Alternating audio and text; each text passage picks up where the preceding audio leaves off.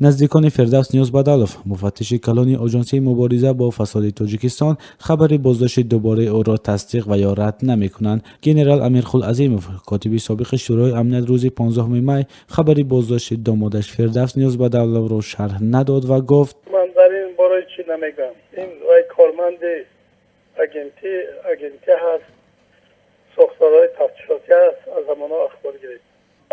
اخبار از همون ساختارهای تفتیشات گرفت. ژنرال عظیموف قبلا با اصرار میگفت که دامادش در آزادی است. خبر بازداشت فردوس نیوزبدالوف مفتش کلان آژانسی مبارزه با فساد آخر ماه اپریل نشر شد و آن زمان امیرخالعظیموف بازداشت دامادش را رد کرده و آن را یک هنگامه نامید. او گفته بود نمیدونم وای برای چی نوشتن، وای در کار است. مرحمت وای تشکیلات دولتی به کار میکنه، تشکیلات دولتی رغبت دارد. بله. مراجعت کنید، مرحمت اونها در کجا بودگی وای کار بر من این عنیق میدونم. مثلا ارگان های داخل در این باره باید که سخن گویم.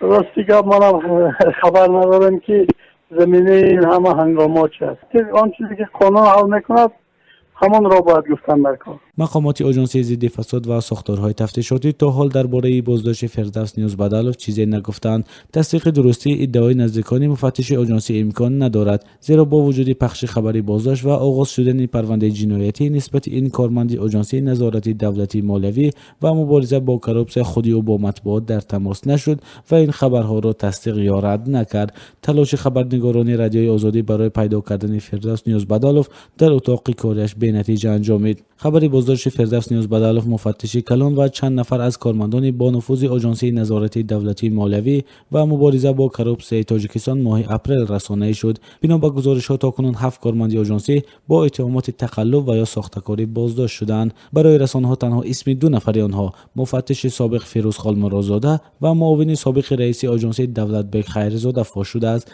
هفته گذشته از پلوس با استناد بر رئیس این آژانسی سلیمان سلطانزاده نوشت که این 2 نفر برای اعمال پایمال کننده آبروی کارمندی آژانسی برکنار شدند و اینچنین گفته است که تفتیشات ادامه دارد و اسرار آن فاش نمی شود.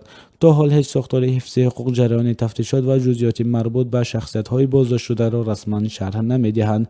رسانه‌های رسمی نیز تا به حال در رابطه با این بازداشت‌ها که در رسانه‌ها و میان مردم شایعه‌های زیادی را به میان آورد خبر پخش نکردند. یکی از سوال‌هایی که برای جامعه و مطبوعات ناگشوده باقی می‌ماند این سبب بازداشت‌ها و روایت جنایتی احتمالی است که از روی آن تفتیشات جریان دارد. قبلا گفته میشد که این پرونده را مفتشان دادستانی کل و کمیته دولتی امنیت ملی تاجیکستان پیش میبرند. قضیه بازداشت و به قانون شکنی گمانبر شدن گروه کارمندان آژانسی ضد فساد در تاجیکستان به سابقه است و تخمین میرود که تفتیش و بازداشت ها با اجازه مقامات بلندترین کشور صورت میگیرد.